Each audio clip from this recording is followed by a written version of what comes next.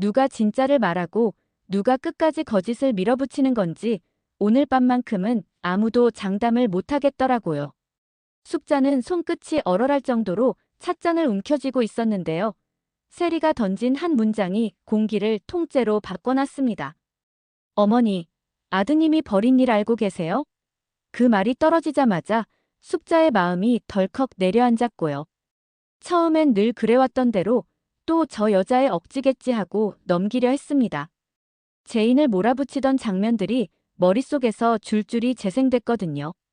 그런데 오늘은 뭔가 이상했습니다.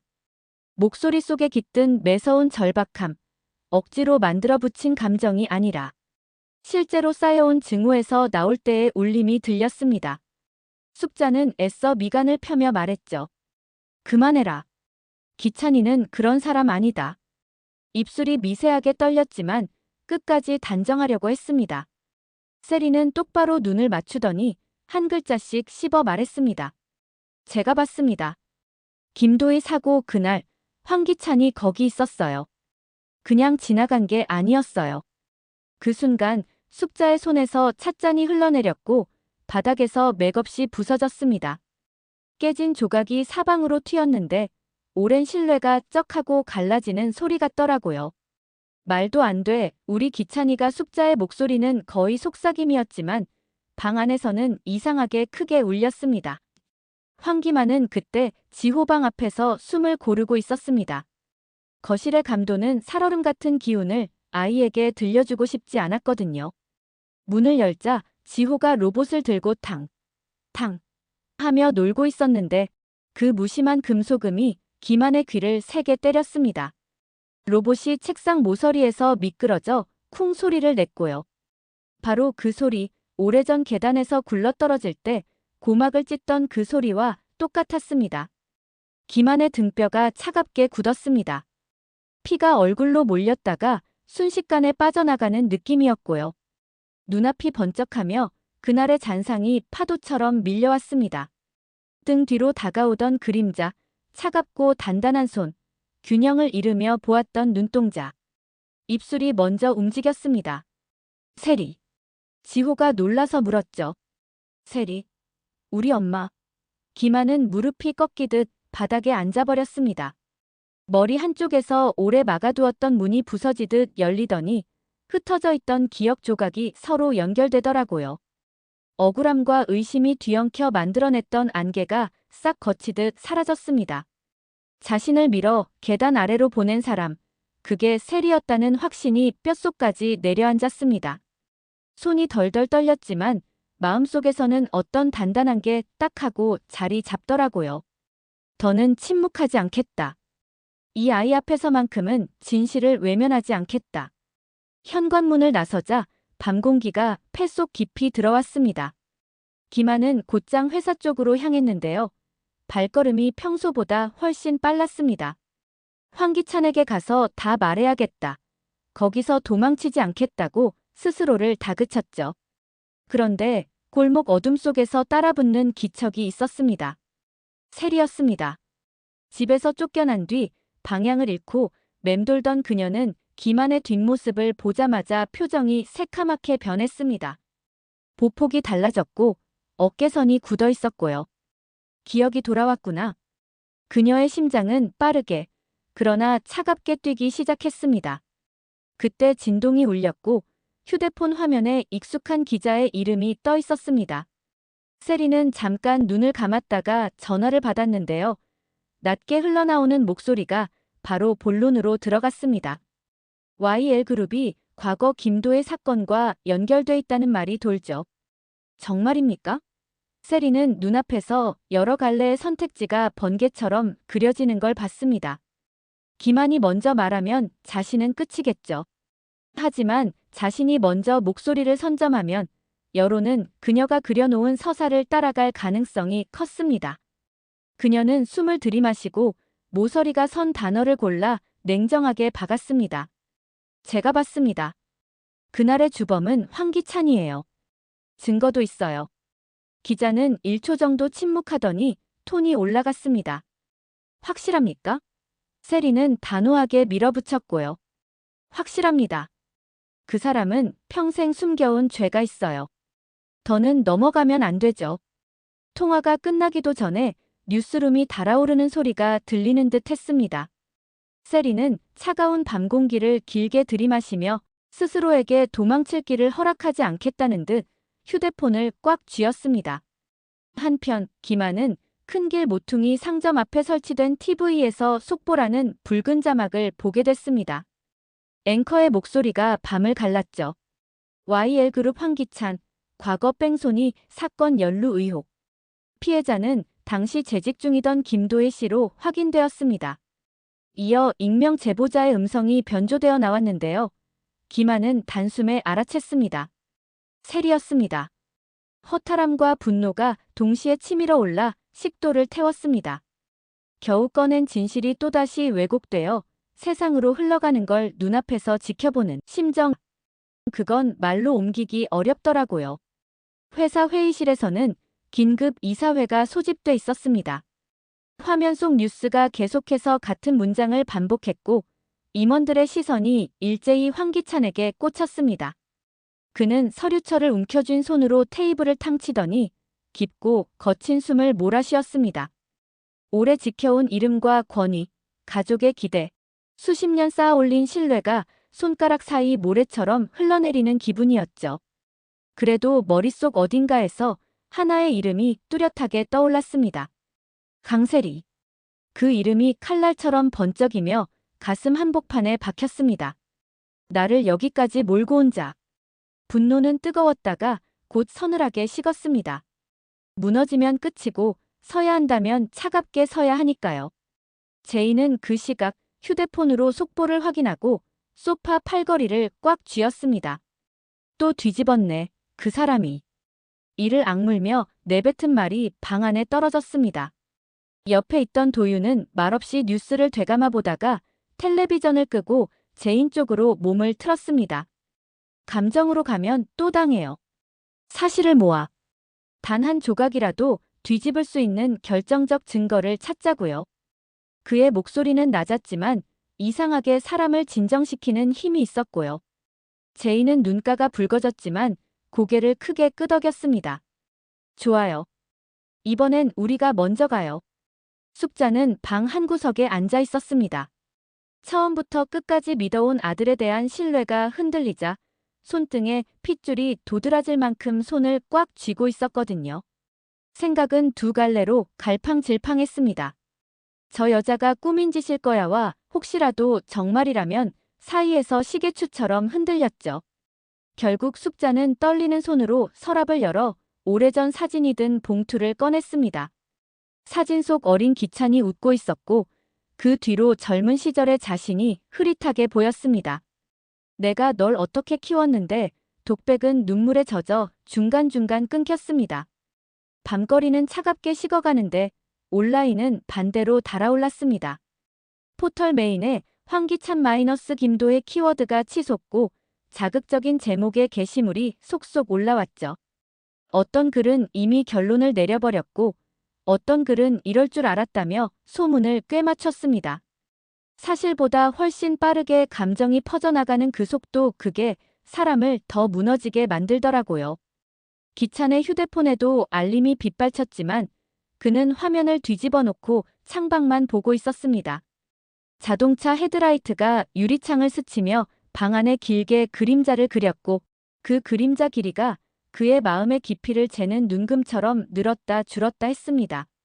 세리는 골목 입구에 서서 눈을 감았다 뜨는 걸 반복했습니다. 승리감인지 두려움인지 자신도 가늠이 안 되는 감정이 뒤엉켜 있었거든요. 내가 살려면 여기까진 해야 해. 그렇게 스스로에게 수없이 속삭여왔습니다. 하지만 내면 한편에서 아주 작은 목소리가 반대로 말하고 있더라고요. 이제 되돌릴 수 없어. 그녀는 그 작은 목소리를 발뒤꿈치로 지시기는 사람처럼 꾹 눌렀습니다. 끝까지 가. 낮게 내뱉은 독백이 차가운 벽에 부딪혀 부서졌습니다. 그 시각 김한은 빈 회의실 불을 켜고 의자에 털썩 앉았습니다. 손가락 마디가 하얗게 질릴 만큼 꽉 쥔 주먹이 조금씩 풀리더니 오래된 서랍에서 낡은 키카드를 꺼냈죠. 예전의 사고 이후 폐쇄됐던 지하 보관실 접근 카드였습니다. 기억을 부정하던 시절에는 버리려다 말았고 그게 어쩐지 마지막 안전핀처럼 느껴져서 서랍 깊숙이 밀어 넣어뒀거든요. 그는 자리에서 일어나 복도로 나섰습니다.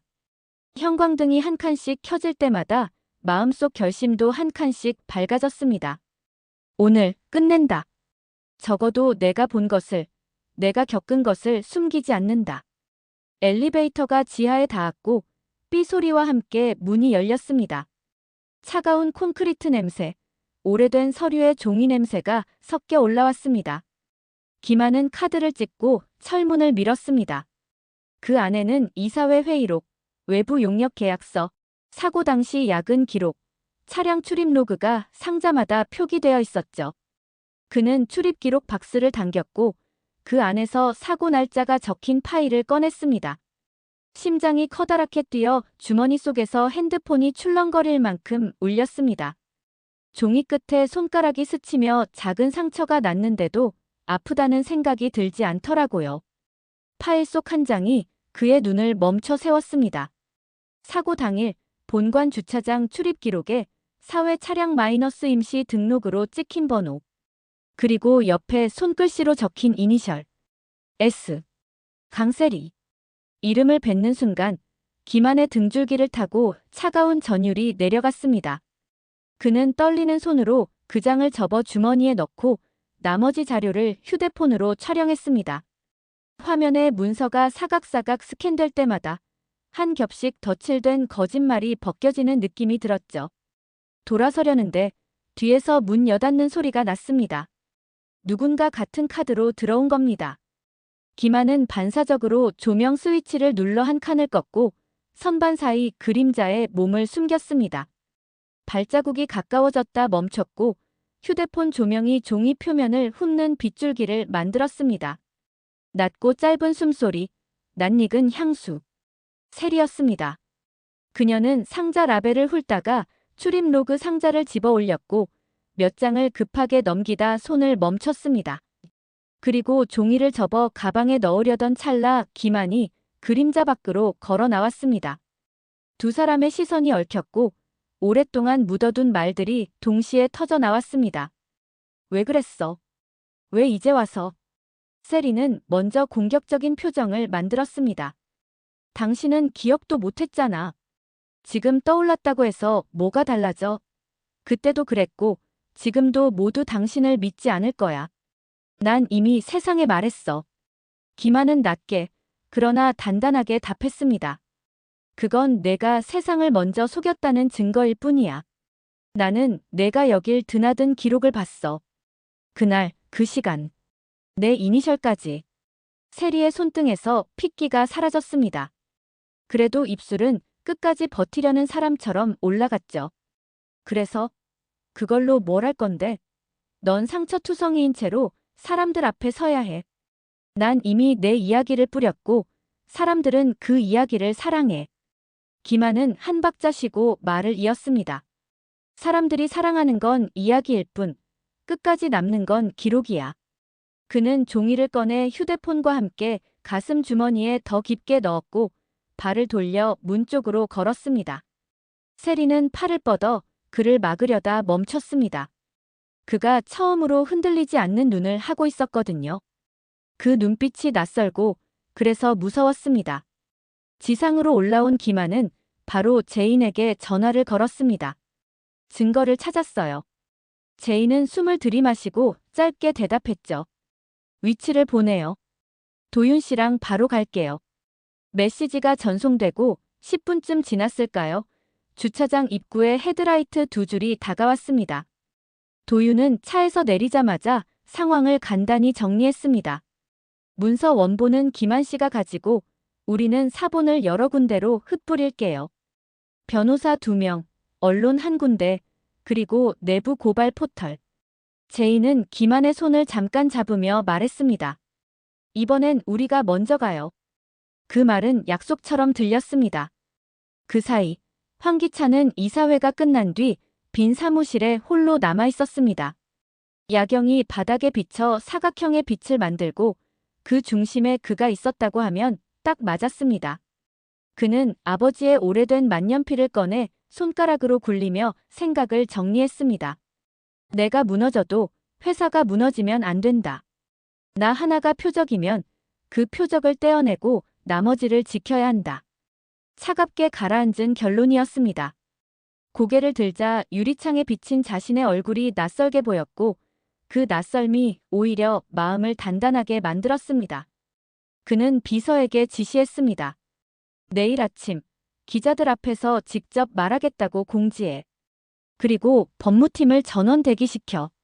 밤 2시 무렵 도시가 가장 깊이 잠든 시간의 세상 일부는 오히려 가장 또렷해지더라고요. 제인, 도윤, 김한은 작은 회의실에 모여 문서들을 정리했습니다. 도윤은 조심스럽지만 과감하게 흐름을 설계했습니다. 세리 씨는 내일 아침 또 하나의 카드를 꺼낼 거예요. 우린 그보다 반나절 먼저 움직여. 기록과 진술의 타이밍을 엇갈리게 해서 그녀가 따라붙을 수 없게 만들어야 해요. 제인은 눈을 반짝이며 말했습니다. 그리고 숙자 어머니. 지금 가장 흔들릴 사람에게 가장 먼저 사실을 보여줘야 해요. 여론보다 가족의 마음이 먼저 돌아서야 세리 목소리가 힘을 잃어요. 김한은 그 말을 듣고 잠시 눈을 감았다 뜨더니 고개를 끄덕였습니다. 제가 말씀드릴게요. 어머니에게. 새벽녘 숙자의 방문이 조심스레 열렸습니다. 김한이 문턱에서 멈추어 선 뒤 낮은 목소리로 불렀습니다. 어머니. 숙자가 천천히 고개를 들었고 김한은 지갑에서 접어둔 종이를 꺼내 두 손으로 건넸습니다. 이건 어머니가 믿어도 되는 것인지 아닌지 판단하실 수 있도록 가져왔어요. 숙자는 떨리는 손으로 종이를 펼쳤습니다. 숫자와 시간, 차량 번호, 익숙한 이니셜. 그녀의 눈이 한 줄, 한 줄을 따라 움직일 때마다 표정이 바뀌었습니다. 믿음이 무너지는 소리와 진실이 비집고 들어오는 소리가 동시에 울리는 듯했죠. 마침내 숙자는 종이를 내려놓고 긴 숨을 내뱉었습니다. 눈가가 붉어졌지만 목소리는 놀랍도록 또렷했습니다. 이제 알겠다. 누가 우리 집을 망치려 했는지. 아침이 밝았습니다. 포털 메인은 여전히 들끓고 있었지만 화면 아래로 조용히 다른 링크가 올라왔습니다. 사내 출입 기록 단독 공개, 사고 당일 외부 차량 로그. 익명의 제보 계정들이 동시에 문서를 뿜어냈습니다. 누군가는 조작이라 했고 누군가는 정황상 말이 된다 했죠. 그러나 중요한 건 이야기의 무게 중심이 이동하기 시작했다는 사실이었습니다. 기자실에서도 공기가 바뀌었습니다. 어젯밤과 같은 문장을 그대로 읽기만 해서는 오늘 기사로 살아남기 어렵겠구나. 그 느낌이 기자들의 손끝을 바쁘게 만들었습니다. 정오, 황기찬은 카메라 앞에 섰습니다. 반드시 밝혀지길 바라는 진실이 있습니다. 단 한 문장으로 시작한 발표는 길지 않았지만 단단했습니다. 그는 억울함을 호소하는 대신 절차를 요구했고 감정을 쏟아내는 대신 기록을 제시하겠다고 약속했습니다. 그리고 마지막에 한 줄을 덧붙였습니다. 누군가는 진실을 입으로 만들고 누군가는 진실을 손으로 남깁니다. 저는 후자를 선택하겠습니다. 짧은 박수가 이어졌고 그 박수에는 호기심과 경계 그리고 아주 조금의 신뢰가 섞여 있었습니다. 같은 시각 세리는 또 다른 폭로를 예고하며 SNS에 짧은 글을 올렸습니다. 오늘 오후 마지막 조각을 공개합니다. 해시태그는 빠르게 번졌고 화면은 다시 뜨거워졌죠. 그런데 그녀의 게시물 아래에 예상치 못한 댓글이 달렸습니다. 그날 지하 보관실에서 당신을 봤어요. 익명의 계정이 남긴 한 문장이었습니다. 세리는 핏기가 가시는 걸 느꼈습니다. 어젯밤 지하에서 느꼈던 그 시선 그게 자신만의 공포가 아니었음을 깨닫는 순간 손이 얼음처럼 차가워졌습니다. 오후 1시 40분 법무팀에서 첫 성명이 나갔습니다. 사고 당일 사내 출입 기록 및 외부 차량 로그 일부를 검찰에 제출 완료. 관련자에 대한 명예훼손 및 허위사실 유포 고소 준비 중. 문장은 건조했지만 방향은 분명했습니다. 말의 싸움에서 기록의 싸움으로. 세리는 자신이 가장 두려워하던 지점으로 끌려 들어가고 있음을 직감했습니다. 입으로 쌓아 올린 성은 바람을 잘 타지만 종이에 적힌 선 하나는 비바람에도 오래 버티거든요. 해가 기울 무렵 숙자는 베란다에서 오래도록 서 있었습니다. 찬 공기가 눈시울을 식혀주더라고요. 뒤에서 기찬이 조심스레 다가왔습니다. 어머니. 숙자는 돌아보지 않고 말했습니다. 내가 어떤 아들이었는지, 어떤 아버지였는지 나는 안다. 그런데 내가 어떤 사람이 되어가고 있는지는 오늘부터 다시 보겠다. 그 말은 꾸짖음이면서도 희미한 용서의 문을 반쯤 열어둔 선언처럼 들렸습니다. 기찬은 고개를 깊게 숙였습니다. 끝까지 버티겠습니다. 기록으로. 짧은 대화였지만 둘 사이를 막고 있던 벽의 일부가 부서지는 소리가 났습니다. 그리고 밤, 도시는 다시 불을 켰고 각자의 방에서 각자의 싸움이 이어졌습니다. 제이는 서류의 작은 오탈자까지 확인하며 체크리스트를 줄여 나갔고 도윤은 타임라인을 재정렬해 빈 구간을 메웠습니다. 황기만은 손에 남은 작은 상처를 바라보다가 휴대폰으로 마지막 파일을 업로드했죠. 세리는 어둠 속에서 핸드폰 화면을 오래 바라보다가 드디어 화면을 끄고 벽에 기대어 눈을 감았습니다. 모든 소리가 멀어지고 오직 심장 소리만 커졌습니다. 내가 여기까지 온 건 살고 싶어서였는데. 그러나 살아남기 위해 베어 문 것들이 결국 자신을 베고 있음을 깨닫는 데에는 아주 조금의 침묵이 필요하더라고요. 이야기는 아직 끝나지 않았습니다. 내일 아침 또 다른 문서가 공개될 테고 또 다른 반박이 쏟아질 겁니다. 누군가는 입으로, 누군가는 손으로 싸우겠죠. 다만 분명한 건 하나였습니다. 진실은 느려도 방향을 잃지 않는다는 것. 그리고 그 방향을 향해 한 걸음씩 옮기는 사람들이 있었다는 사실입니다. 제인, 도윤, 황기만, 그리고 마침내 자신의 이름으로 서려는 황기찬까지. 그들이 선택한 방식이 서로 달라도 끝까지 버틴 기록이라는 한 점에서 만나고 있더라고요.